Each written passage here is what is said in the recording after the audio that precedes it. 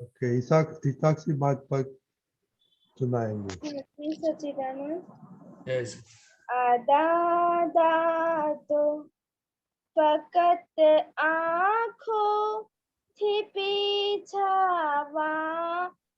વસ્તુ છે તેની ધ્યાસન થી ચિત્ત શુદ્ધિ અવિકારી મોહસતો છે આદા તો ફકત આँखों થી પીછાવાની વસ્તુ છે તેની ધ્યાસન થી ચિત્ત શુદ્ધિ અવિકારી મોહસતો છે અનંત શાસ્ત્રનો મર્મત વચન નિશ્ચયની તરતું છે અખૂટાનંદ સપરમાનંદ મૂળાક્ષર સતમ છલકતું છે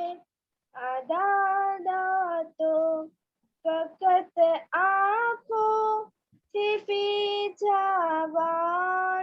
વસ્તુ છે પ્રકૃતિક દોષ જાણી જોઈ બધીની દોષ દેખે છે કરુણાથી સભર ઉર્મા લઘુતમ વ્યક્ત પ્રેમે તે આદા તો ફકત આँखों થી પીછાવાની વસ્તુ છે બધી ओके ओके ओके, बहुत बढ़िया पद निकाला है। दादा ने आंखों से पी जाओ, उसका मीनिंग क्या होता है मालूम है आपको? हाँ मतलब हम दादा को अगर हम देखते रहते हैं तो उससे हमारे चित्त की शुद्धि भी होती है। प्रदीप दादा थोड़ी बातें करो ये पद के बारे में।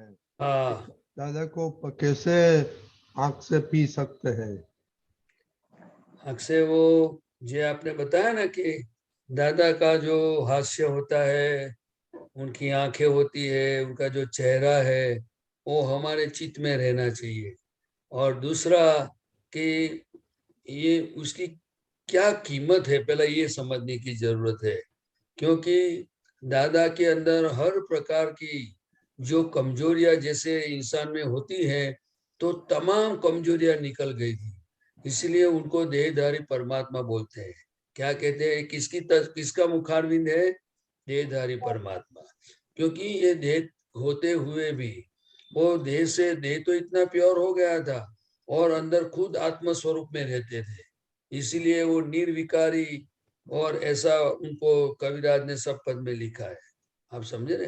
दूसरा कि ये दादा कैसे थे, तो कि हमारे जैसे थे, तो कि उनकी जो शक्तियां हैं, तो दादा भगवान ने बताया था कि जितनी शक्तियां उनके अंदर प्रकट जिसमें हो गई है, वो पुरुष का अगर चित्रपट, उनका मुखारविंद हमारे चित्त में रहता है, उनको निधि ध्यासन बोलते हैं।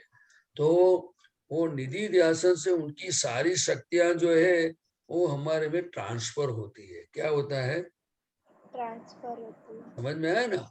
तो निधि ध्यासन का बहुत बड़ा साइंस है। इसीलिए आप ये दादा भगवान का मुखारविंद और उनको आंख से पीने की बात बताई। दूसरा, दादा लघुतम रहते थे। जो मैंने आपको पहले बताया ना कि हमें शिष्य की तरह रहना है, सबको गुरु बना के जीना है। तो वो बात, वो जीवन में दादा की जितनी बातें हैं वो कविराज ने वो पद में लिखा है। वो सभी को निर्दोष देखते थे। उनको सब पता चलता था कि इतनी इतनी कमजोरी, उनकी इतनी वीकनेस है, ये गलतियां वाला आदमी है, लेकिन फिर भी दादा वो गलतियों को टच नहीं करते थे और सिर्फ उनके अंदर शुद्धात्मा को ही देखते रहते थे और उनके साथ बहुत प्रेम से व्यवहार करते थे और उनको कैसे गलती में से निकल जाए, कैसे उनका छुटकारा होवे, ऐसा रास्ता दिखाते थे। और जो अनंत शास्त्र का मर्मांक, मतलब के दादा ने जो अखूटानंद परमानंद, तो कि दादा की भक्ति और ये दादा का जो सत्संग है, उनकी हर बात ऐसी है जो इंसान को अंदर से खुद का सुख आनंद आवे, ऐसी एक एक बातें हैं। उनका हृदय उछलता है, ऐसी बातें हैं।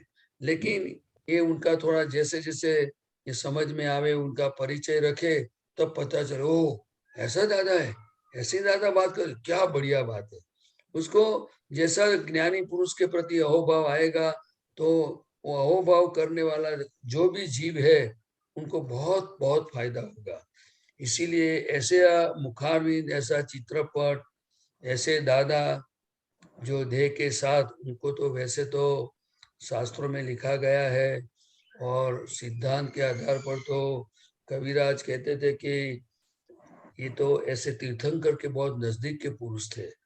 तो ऐसे पुरुष का हमें, ये जो आज तक हमने जो भी मंदिर में और कहीं भी जो चित्रपट देखा है, वो मूर्ति हाथ से बनाई हुई है, पत्थर में से एक कल्पना करके बनाई है। लेकिन ये तो रियल जो चित्रपट है, वो दादा का मुखारविंद है, वो हास्य है, वो निर्विकारी है। ऐसा देहधारी परमात्मा का जो हम हमारे चित्त में उनका मुखारविंद रहा, और उनकी जो बातें हमें धीरे धीरे अंदर रहेगी, दादा दादा, तो वो पी जाना मतलब क्या है कि जैसे हम कैरी का रस पीते हैं, शेरडी का रस पीते हैं, पानी पीते हैं, तो हमें कैसी अनुभूति होती है, आपको वो पीने वाले को ही पता होता है। आपको समझ में आया ना? ऐसे दादा का जो दर्शन हमारे चित्त में रहेगा, तो उनको खुद को अनुभव होता है कि क्या चीज है। जैसे पीने से प्यास बुझती है, पानी पीने से प्यास बुझती है, इसी तरह दादा का जो ये आंखों से पीने का जो सिस्टम, मतलब कि हम जो उसको चित्त में रखेंगे और उनके प्रति अहोभाव रहेगा, तो दादा की कृपा से उनकी जैसी शक्तियां हमारे में ट्रांसफर होती रहेगी, मतलब कि शक्तियां खुली होती जाएगी, और हमें बहुत उनका एक, उसको क्या शब्द में, मतलब उनका अनुभव कुछ और ही होता है। आपको समझ में आया ना? मालूम तो पड़ा? इतना सी बात। ओके, तो जरा ये सूचना वापस, और बाद में बात करेंगे। ओके, जय सच्चिदानंद।